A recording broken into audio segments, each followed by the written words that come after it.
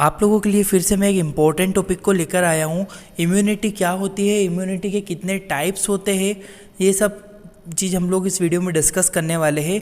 तो आप अच्छे से देखिएगा। इम्यूनिटी एक टिपिकल टॉपिक है। कैसी इम्यूनिटी क्या काम करती है, कितने टाइप्स होती है, क्या डेफिनेशन होता है, क्या इंट्रोडक्शन होता है, ये सब चीज़ें हम लोग डिस्कस करेंगे। तो बिना स्किप किए आप पूरी वीडियो को देखिएगा। तो स्टार्ट करते हैं हम आज का टॉपिक। तो यार वीडियो स्टार्ट करने से पहले मैं चाहता हूं कि आप लोग मेरे चैनल को सब्सक्राइब कर लीजिए एंड बेल आइकन को प्रेस कर लीजिए, क्योंकि यहां पर मैं बहुत सारे मेडिकल से रिलेटेड लेक्चर डालता रहता हूं। Definition of immunity Hindi English दोनों में एक्सप्लेन किया है, ठीक है।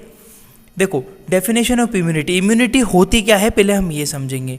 इम्यूनिटी हमारे इम्यून सिस्टम का भाग होती है जिसका मुख्य कार्य शरीर को रोगों से बचाना होता है। सिंपल सी लाइन है कि इम्यूनिटी हमारे शरीर का ही एक भाग है जिसका मेन काम क्या है, रोगों से बचाना। कोई भी इन्फेक्शन, बैक्टीरिया, वायरस आएगा तो उससे बचाती है हमें। यहाँ इम्यूनिटी कई अलग अलग प्रकार की हो सकती है, अलग अलग प्रकार की डिफरेंट टाइप की इम्यूनिटी हो सकती है। देख लीजिए इंग्लिश में, immunity is a part of immune system, ठीक है, which main work is that it fight against infection and protect our body from immunity may be different type। देखो वही बात है, इम्यूनिटी इम्यून सिस्टम का पार्ट है, body का part होती है। ये मे बी डिफरेंट टाइप की, अलग अलग टाइप से हो सकती है। अब देखिए टाइप्स ऑफ इम्यूनिटी, इम्यूनिटी कितने टाइप से होती है। देखो मेनली इम्यूनिटी दो टाइप की होती है। एक होती है इन्नेट इम्यूनिटी, एक होती है एक्वायर्ड इम्यूनिटी, जिसे हम एडॉप्टिव इम्यूनिटी के नाम से भी जानते हैं, ठीक है। इम्यूनिटी के टाइप को दो भागों में डिवाइड किया है। एक होती है आपकी इन्नेट इम्यूनिटी, एक होती है आपकी एक्वायर्ड इम्यूनिटी। और एक्वायर्ड इम्यूनिटी का दूसरा नाम है एडॉप्टिव इम्यूनिटी। कभी भी कंफ्यूज मत होना, एक्वायर्ड और एडॉप्टिव में क्या अंतर है, ठीक है। दोनों को डिस्कस करेंगे। पहले देख लीजिए, एक्वायर्ड इम्यूनिटी या एडॉप्टिव इम्यूनिटी के अलग अलग टाइप होते हैं। एक होती है एक्टिव इम्यूनिटी और एक होती है passive immunity. Active immunity acquired immunity का एक पार्ट होती है और पैसिव इम्यूनिटी भी एक्वायर्ड इम्यूनिटी का ही एक पार्ट होती है। अब देखिए, एक्टिव इम्यूनिटी को भी दो टाइप में डिवाइड किया गया है, नेचुरल और आर्टिफिशियल। मतलब natural active immunity, artificial active immunity.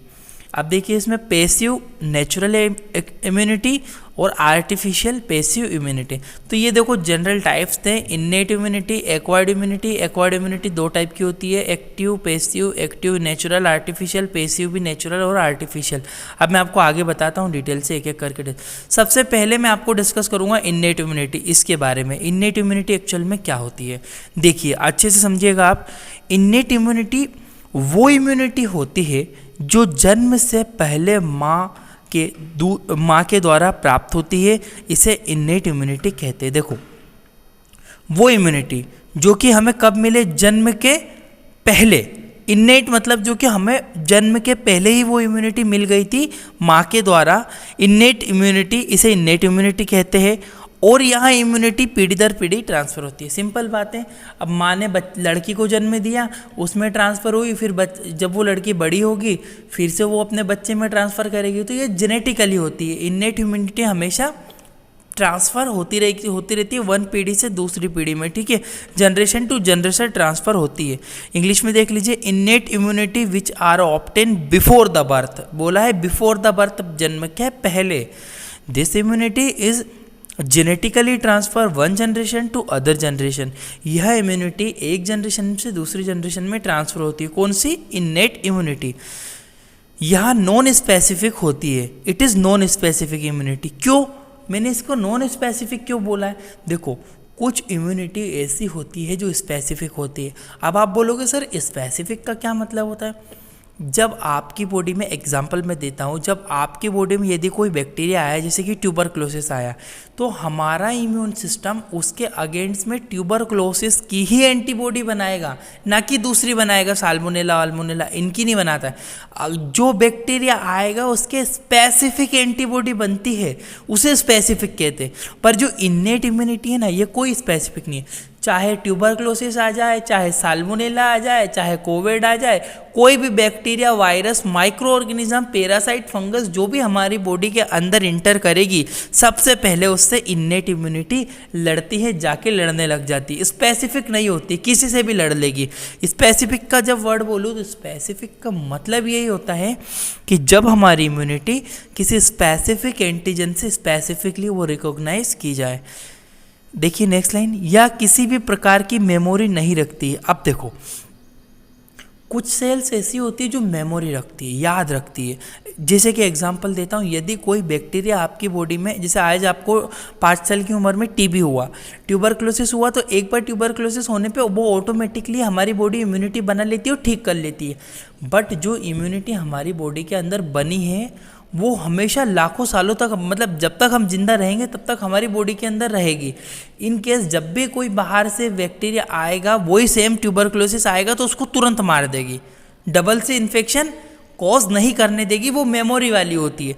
पर इन्नेट इम्यूनिटी के पास कोई मेमोरी नहीं होती। It is not characterise by memory, ये मेमोरी के लिए बिल्कुल भी नहीं बनाई गई है। देखो 3 चीज़ याद रखना, इन्नेट इम्यूनिटी जन्म के पहले माँ के द्वारा मिलती है, जनरेशन टू जनरेशन ट्रांसफर होती रहती है, नॉन स्पेसिफिक होती है, नॉन मेमोरी सेल होती है, नॉन कैरेक्टराइज बाय मेमोरी। इसमें 3 चीज़ें याद रखनी है, नॉन स्पेसिफिक, नॉन मेमोरी और जन्म के पहले मिलती है, इसे हम इन्नेट इम्यूनिटी कहते हैं। आई होप के समझ में आया होगा। नेक्स्ट पेज पे पढ़ते हैं, टाइप्स ऑफ इन्नेट इम्यूनिटी। देखो species immunity, racial immunity, inducible immunity, ठीक है। ये 3 एग्जाम्पल है जो कि आप लोग को माइंड में रखना है। ये कंपटीशन एग्जाम में कभी कभी पूछे जा सकते हैं कि इन्नेट इम्यूनिटी के टाइप बताओ। आइए नेक्स्ट पेज पढ़ते हैं। अब देखते हो फैक्टर अफेक्टिंग, प्रभावित करने वाले कारक। आपकी इन्नेट इम्यूनिटी जो जन्म के पहले माँ के द्वारा प्लेसेंटा, जो नाभि नाल हमसे जुड़ी रहती है, उससे एक आईजीजी एक एंटीबॉडी होती है जो कि ट्रांसफर होती है मदर टू फीटस में, माँ से बच्चे में आती है, जिसे इन्नेट इम्यूनिटी का टाइप है। वो इम्यूनिटी क्या करती है, वो इम्यूनिटी को कुछ कारक है, कुछ ऐसे रीज़न है जो जन्म के बाद प्रभावित करते हैं। जैसे एज के साथ साथ इम्यूनिटी भी कम हो जाती है। जैसे जैसे हम बड़े होंगे तो हमारा इम्यून सिस्टम, इम्यूनिटी जो इन्नेट माँ के द्वारा मिली थी वो ख़त्म होती जाती है, कमज़ोर पड़ती जाती है, उसकी पावर कम होती जाती है, ठीक है। ऐसा क्यों होता है, देखो एज बढ़ेगी, आपने देखा हो बुजुर्गों में कमज़ोर रहते हैं, वो इम्यूनिटी ख़त्म हो जाती है, थोड़े से में बीमार पड़ जाते हैं। बट हम स्ट्रॉन्ग जो रहते हैं ना हमारे अंदर, ऐसा नहीं होता है, ठीक है। इंग्लिश में देखिए, reduce the power of immunity according to the age. Innate immunity का समय के साथ साथ प्रभाव पड़ता है। नंबर 2, न्यूट्रिशन की कम मात्रा हो जाने पर इन्नेट इम्यूनिटी प्रभावित होती है। अब मान लीजिए आप कुछ खाओगे पियोगे ही नहीं, आपने मान लीजिए आप बोलोगे हमारे अंदर तो आईजीएम आ गई, हम क्यों खाना खाए, आईजीजी आ गई, इम्यूनिटी, इन्नेट इम्यूनिटी हमारे अंदर। आप जब न्यूट्रिशन नहीं लोगे प्रॉपर, आप कार्बोहाइड्रेट, प्रोटीन, विटामिन वगैरह नहीं लोगे, प्रॉपर न्यूट्रिशन नहीं लोगे, तो उस कंडीशन में आपकी बॉडी में जो इन्नेट इम्यूनिटी है ना उसका पावर कम हो जाएगा। Due to low nutrition reduce the power of innate immunity. Reduce मतलब कम हो जाना, न्यूट्रिशन का पावर, इसीलिए इन्नेट इम्यूनिटी प्रभावित होती है। दूसरा कारक क्या है, हार्मोन्स के कम या ज़्यादा हो जाने पर भी इन्नेट इम्यूनिटी प्रभावित होती है, जैसे कि डायबिटीज़। अब देखो हार्मोन्स, इंसुलिन जो कि आपकी जो पैंक्रियाटिक ग्लैंड होती है वो रिलीज करती है। अगर ज़्यादा इंसुलिन हो गया तो क्या होगा, डायबिटीज़ हो जाएगा आपको। डायबिटीज़ ऐसी कंडीशन है जिसमें हमारी इम्यूनिटी बहुत वीक हो जाती है। आपने देखा होगा डायबिटीज़ है तो थोड़ा सा चोट लग गए तो वो घाव भी ठीक नहीं होता है, कभी कभी बीमार पड़ते रहते हैं, कोई ना कोई कॉम्प्लिकेशन बॉडी में होता ही रहता है। तो याद रखिएगा, हार्मोन्स के कम या ज़्यादा हो जाने पर भी आपकी इन्नेट इम्यूनिटी प्रभावित होती है, जैसे कि डायबिटीज़। देखिए, due to hormones disease disbalance affecting a innate immunity as during the diabetes. During the diabetes के दौरान आपकी जो इन्नेट इम्यूनिटी है ये प्रभावित होती है। नेक्स्ट पेज पढ़ते हैं। अब हम डिस्कस करेंगे एक्वायर्ड, जिसे हम एडप्टिव इम्यूनिटी भी कहते हैं, नंबर 2 पे आती है। अब ये एक्वायर्ड इम्यूनिटी क्या होती है, आपने इन्नेट तो पढ़ी कि इन्नेट वो इम्यूनिटी जो कि जन्म के पहले मिलेगी। अब एक्वायर्ड का क्या मतलब होता है, एक्वायर्ड इम्यूनिटी को एडप्टिव इम्यूनिटी भी कहा जाता है। यहाँ हमें जन्म के बाद में प्राप्त होती है, समझिएगा। एक्वायर्ड इम्यूनिटी को हम एडप्टिव इम्यूनिटी भी कहते हैं, यह हमें जन्म के बाद मिलती है। जबकि इन्नेट कब मिली थी, जन्म के पहले माँ के द्वारा मिली थी, जबकि एडप्टिव या एक्वायर्ड इम्यूनिटी जन्म के बाद मिलती है। देखिए इंग्लिश में, acquired immunity is also called adaptive immunity which is obtain after the birth. After the birth, जन्म के बाद में ऑब्टेन होती है, मिलती है, उसे एक्वायर्ड या एडप्टिव इम्यूनिटी कहा जाता है। नेक्स्ट लाइन देखिए, यह स्पेसिफिक होती है। This is specific for pathogen. Specific का मतलब वही, ये कौन सी एंटीबॉडी है, वाई शेप की। कोई बैक्टीरिया आया, ट्यूबरक्लोसिस आया, तो आपकी इस एंटीबॉडी ने उसको तुरंत मार दिया। कौन सी, ट्यूबरक्लोसिस के एंटीजन के लिए ट्यूबरक्लोसिस की ही एंटीबॉडी बनती है, ना कि अदर। तो हम कह सकते हैं एक्वायर्ड या एडॉप्टिव इम्यूनिटी कैसी इम्यूनिटी है, यह ऐसी इम्यूनिटी है जो कि स्पेसिफिक होती है। यह इम्यूनिटी मेमोरी रखती है। अब देखो मेमोरी का मतलब क्या, this is characterised by memory. इसका एग्जाम्पल है टी सेल और बी सेल, टी लिम्फोसाइट और बी लिम्फोसाइट। ये क्या करती है, ये आपकी मेमोरी को रखती है। मेमोरी मतलब क्या, वही बात है, जब कोई मान लीजिए कोई बैक्टीरिया हमारी बॉडी के अंदर आया, जैसे आज मुझे टीबी हो गया, इनकेस जब फ्यूचर में वही ट्यूबरक्लोसिस का बैक्टीरिया फिर मेरी बॉडी के अंदर इंटर करेगा, तो मेरी बॉडी करेगी क्या, मेरी बॉडी उसके अगेंस्ट में एंटीबॉडी को प्रोड्यूस करेगी। कौन सी, जो मेमोरी जो बचपन में जो बना के रख ली थी, कॉपी करके उसको रख लिया था। तो ये चीज़ है, एक्वायर्ड इम्यूनिटी जन्म के बाद मिलती है, स्पेसिफिक होती है और मेमोरी को रखती है। तीन चीज़ें आप याद रखना। जबकि इननेट में क्या था, कंफ्यूज मत होना, इननेट जन्म के पहले मिली थी, नॉन स्पेसिफिक थी, मेमोरी नहीं रखती थी। परंतु एक्वायर्ड इम्यूनिटी जन्म के बाद मिलेगी, इफेक्टिव होती है, स्पेसिफिक होती है और मेमोरी को रखती है। एग्जाम्पल है टी सेल और B cell, T lymphocyte, B lymphocyte. Next page पे अब देखो type of acquired immunity. Acquired immunity या एडॉप्टिव इम्यूनिटी के भी कई टाइप होते हैं, दो टाइप, एक्टिव इम्यूनिटी और passive immunity. Active immunity natural और आर्टिफिशियल, पैसिव इम्यूनिटी भी नेचुरल और आर्टिफिशियल होती है। अब ये नेचुरल आर्टिफिशियल, अब हम इसको डिस्कस करते हैं आगे। अब सबसे पहले नंबर पे एक्टिव, ये वाली को डिस्कस करेंगे हम। देखो active acquired immunity. Active acquired immunity क्या होती है, एक्टिव एक्वायर्ड इम्यूनिटी को भी दो भागों में बांटा है। अभी देखा था ये नेचुरल और आर्टिफिशियल। अब देखो नेचुरल या एक्टिव एक्वायर्ड इम्यूनिटी क्या होती है, यह इम्यूनिटी हमें जब मिलती है जब भी कोई बैक्टीरिया या वायरस हमारे शरीर में इंटर हो जाए और हमारा इम्यून सिस्टम अपने आप इम्यूनिटी बना ले, उस इम्यूनिटी को नेचुरल एक्वायर्ड इम्यूनिटी कहते हैं। ये वाली नेचुरल, मैं बोलना चाहता हूँ कि ये इम्यूनिटी जब भी कोई अब मान लीजिए पहले के ज़माने में क्या हुआ करता था कि कोई भी बैक्टीरिया आपके अंदर आया, आप बीमार पड़े, तो आप पहले के ज़माने में दवाई गोलियाँ तो थी नहीं, उस समय पे लोग वेट करते थे, इंतज़ार करते थे, धूप में बिठाते थे, उसे अच्छा काढ़ा पिलाते थे, पर वो इम्यूनिटी अपने आप बन गई आपकी बॉडी में। आज जैसे आपको फीवर आया, शाम के टाइम पे बहुत हाथ पैर दुखे और आपने टैबलेट नहीं ली, तो सुबह होते होते क्या लगेगा आपको, ऐसा लगेगा कि नहीं यार रात में तो फीवर आता आता बच गया, आया नहीं, सुबह आप ठीक हो गए। क्यों हो गए ठीक, क्योंकि आपकी बॉडी ने अपने आप ही एंटीबॉडी बना ली, अपने आप ही इम्यूनिटी बना ली। ऐसी इम्यूनिटी को नेचुरल एक्टिव इम्यूनिटी कहते हैं। देखिए फिर से रिपीट कर देता हूँ, यह इम्यूनिटी हमें जब मिलती है जब कोई बैक्टीरिया या वायरस हमारे शरीर में इंटर हो और हमारा इम्यून सिस्टम अपने आप इम्यूनिटी बना ले, उस इम्यूनिटी को नेचुरल या एक्वायर्ड इम्यूनिटी कहते हैं। नेक्स्ट चीज देखिए, artificial active acquired immunity. Artificial क्या होती है, इसको समझिए।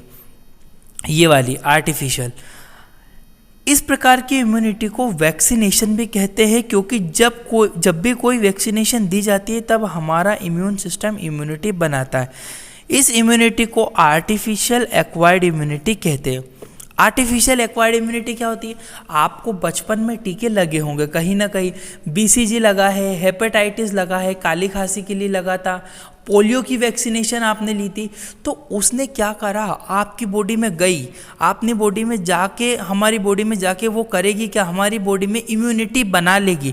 तो ये हमने इम्यूनिटी आर्टिफिशियल रूप से बनाई है। आज कोविड की वैक्सीन मुझे लगी, कोविड की वैक्सीन लगने के बाद कोविड की वैक्सीन के अगेंस्ट में मेरी एंटीबॉडी बन गई। अब कभी भी मेरे बॉडी में बैक्टीरिया वायरस इंटर होगा तो उसे किल कर देगी। इसी इम्यूनिटी को आर्टिफिशियल एक्टिव एक्वायर्ड इम्यूनिटी कहते हैं। ठीक है, इस प्रकार की इम्यूनिटी वैक्सीनेशन भी कहते हैं, क्योंकि यह जब मिलती है, जब वैक्सीनेशन दी जाती है तब हमारा इम्यून सिस्टम इम्यूनिटी बनाता है। इस इम्यूनिटी को आर्टिफिशियल एक्वायर्ड इम्यूनिटी हम कहते हैं। नेक्स्ट पेज पढ़ते हैं। अब पैसिव इम्यूनिटी, अब अभी हमने ये दोनों भाग देखे, ठीक है, एक नेचुरल और आर्टिफिशियल एक्टिव को। अब हम पैसिव को डिस्कस करेंगे। पैसिव क्या होती है, passive acquired immunity. Passive immunity को दो भागों में बांटा गया है, ये भी दो टाइप की होती है। नेचुरल पैसिव एक्वायर्ड इम्यूनिटी ये क्या होती है, और आर्टिफिशियल पैसिव इम्यूनिटी क्या होती है। नेचुरल का मतलब क्या है, इस प्रकार की इम्यूनिटी हमें जन्म के बाद प्राप्त होती है, जैसे कि माँ के दूध में कई प्रकार की इम्यूनिटी होती है जो कि बच्चों में माँ के द्वारा भेज दी जाती है या माँ के द्वारा चली जाती है। अब मान लीजिए बच्चे का जन्म हो गया, जन्म होने के बाद माँ का दूध ही सर्वश्रेष्ठ माना गया है। क्यों? क्योंकि माँ के दूध के थ्रू, मदर के मिल्क के द्वारा बॉडी के अंदर बच्चे में वो इम्यूनिटी चली जाती है। कई अलग अलग प्रकार की इम्यूनिटी होती है जो कि मदर के मिल्क में मिलती है। अब मदर के मिल्क में वो बच्चे में ट्रांसफ़र होगी। ऐसी को हम नेचुरल बोलेंगे, क्योंकि देखो मदर में ऑलरेडी नेचुरली बनी थी वो एंटीबॉडी, ठीक है, वो इम्यूनिटी दूध नेचुरली फॉर्म होता है, तो उसे हम नेचुरली कहते हैं। इस नेचुरल एक्वायर्ड इम्यूनिटी कहते हैं। फिर से रिपीट करता हूँ, नेचुरल इस प्रकार की इम्यूनिटी हमें जन्म के बाद प्राप्त होती है, जैसे कि माँ के दूध में कई प्रकार की इम्यूनिटी होती है जो बच्चों में माँ के दूध के द्वारा चली जाती है। इस प्रकार की इम्यूनिटी को नेचुरल पैसिव एक्वायर्ड इम्यूनिटी कहते हैं। आर्टिफिशियल पैसिव एक्वायर्ड इम्यूनिटी क्या होती है ये देखिए। इस प्रकार की इम्यूनिटी हमें आर्टिफिशियल रूप में दी जाती है, जैसे कि प्लाज्मा, टिटिनाई सीरम, रेबीज। अब देखो, अब मान लीजिए अब डॉग ने बाइट किया, एक बात है, तो रेबीज जो एक वायरस है, जरूरी नहीं वो कुत्तों के अंदर ही पाया जाएगा, छिपकली में भी होता है, चूहों के माउथ में भी होता है, और बिल्लियों के माउथ में भी होता है, ठीक है, कैट वगैरह के माउथ के सलाइवा में भी मिलेगा, बहुत सारी जगह रेबीज मिलेगा। तो जब भी हमें इस प्रकार के जानवर काटते हैं तो हम लोग रेबीज का इंजेक्शन लगवाना चाहिए। और टिटिनाई सीरम, जब टिटिनस वगैरह होता है टिटिनाई सीरम को लगवाना चाहिए। टिटिनाई सीरम ये हम बाद में देते हैं। वैक्सीनेशन आर्टिफिशियल रूप में दे रहे हैं, ठीक है, तो ये आर्टिफिशियल रूप में देने का कारण ही यही है कि ये आर्टिफिशियल रूप में देते हैं, तो जब भी कोई बैक्टीरिया वायरस आएगा तो उसे तुरंत किल कर देगी, ज़्यादा डेवलप नहीं होने देगी, मार देगी। तो ये दो इम्यूनिटी थी। एक्टिव इम्यूनिटी को दो भागों में डिवाइड है, नेचुरल पैसिव एक्वायर्ड इम्यूनिटी और आर्टिफिशियल एक्वायर्ड इम्यूनिटी। नेचुरल मतलब जो कि नेचुरली मिलेगी, माँ के दूध में पाई जाती है, बच्चों में ट्रांसफर हो जाती है, ठीक है, पैसिव। इस प्रकार की इम्यूनिटी जो अपने आर्टिफिशियल जो होती है, आर्टिफिशियल रूप में दी जाती है, जैसे कि टिटिनाई सीरम वगैरह। ये तो आपको आई होप कि दोनों समझ में आया होगा। एक तो आपको मैंने बताया एक्टिव इम्यूनिटी, पैसिव इम्यूनिटी, दोनों में अंतर क्या है। एक्टिव इम्यूनिटी नेचुरल और आर्टिफिशियल होती है। नेचुरल जो कि अपने आप कोई भी बैक्टीरिया आएगा तो बन जाएगी इम्यूनिटी। आर्टिफिशियल वैक्सीनेशन के थ्रू BCG हेपेटाइटिस बचपन में दिए गए थे। पैसिव नेचुरल और आर्टिफिशियल होती है, माँ के दूध के द्वारा नेचुरली मिलेगी आपको। और पैसिव जैसे कि प्लाज्मा वगैरह दे दिया अपन ने, ठीक है, मोनोक्लोनल एंटीबॉडी, मोनोक्लोनल या आपको बाद में डिस्कस करूंगा कि मोनोक्लोनल, पोनीक्लोनल, ये सब क्या होता है, ठीक है। तो आई होप कि आपको ये इम्यूनिटी के बारे में समझ में आया होगा। एक्टिव इम्यूनिटी, पैसिव इम्यूनिटी, ठीक है। और पैसिव इम्यूनिटी को एक्वायर्ड इम्यूनिटी भी बोलते हैं अपन यहाँ पे, और इसको एडेप्टिव इम्यूनिटी के नाम से भी जानते हैं। Thank you for watching Indian medical lecture. I hope कि आप लोगों को ये चीज़ें समझ में आई होगी। अगर आपको इससे रिलेटेड कोई प्रॉब्लम है, डिस्क्रिप्शन में आप कॉन्टेक्ट नंबर दिए हुए हैं, आप मुझे कमेंट्स कर सकते हो, मैं आपके सभी के कमेंट्स का रिप्लाई